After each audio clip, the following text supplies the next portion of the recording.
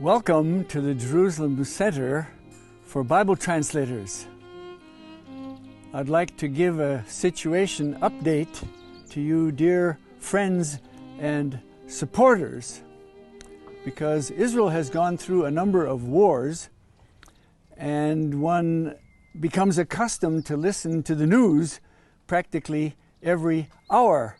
And to some extent, that's what's happening now with the spread of the coronavirus, that one tends to listen to the news much more often than on an ordinary day.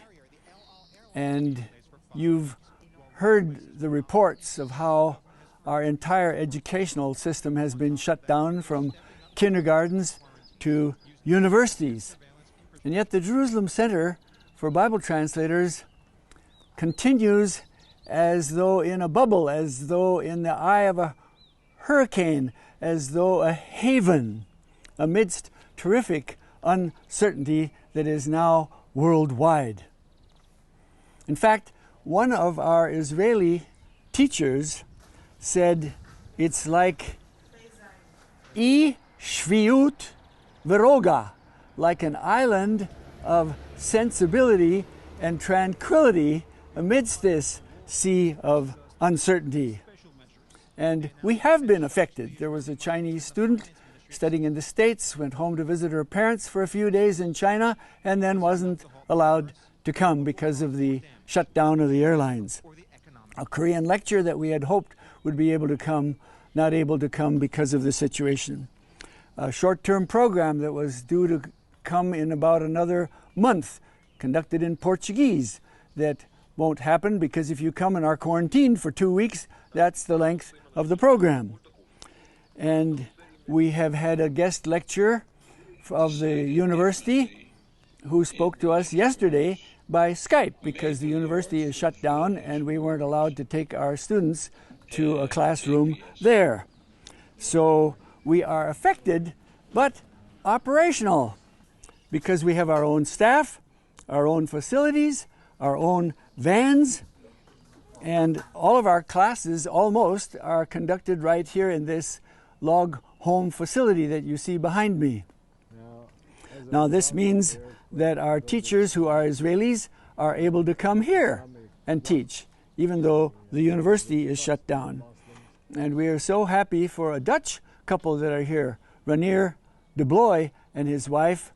He's the director of the NIDA Institute for the United Bible Society, and he's the founder and developer of the Paratext software program for Bible translators. And to our utter delight, is turning out not just to be a scholar and a developer, but a supreme pedagogue in terms of involving his classes lively way in his teaching. So our field trips also are taking place. They've been affected. Bethlehem's closed, Jericho's closed, but most of the places are still open.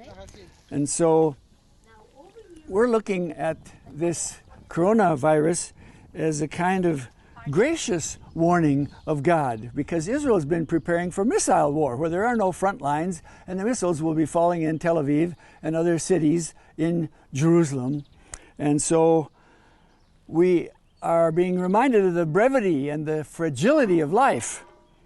And so if we compare this to missile war, it's kind of a gracious prelude, calling the world to think about the meaning of life and to repent when there's still time, to listen now and not wait for nuclear war. So rejoice with us and pray, because it's your support that has made us so strong and able to survive so well without having to fire anybody, as is happening in educational institutions and hotels around the country. So your prayer and support is what passes on the blessings through, let's say, the 13 students that we have right now, who come from some 9 different countries and are serving in a whole variety of countries in Africa and Asia, and even to the Canadian Indians. And so we just rejoice that in the last year alone we had 130 students in our programs. Altogether there have been over 500 students from over 100 different countries, and through your support, they are able to take the blessing of what they learn here and share with their people. And we just encourage you, even as we are encouraged by your prayers and support.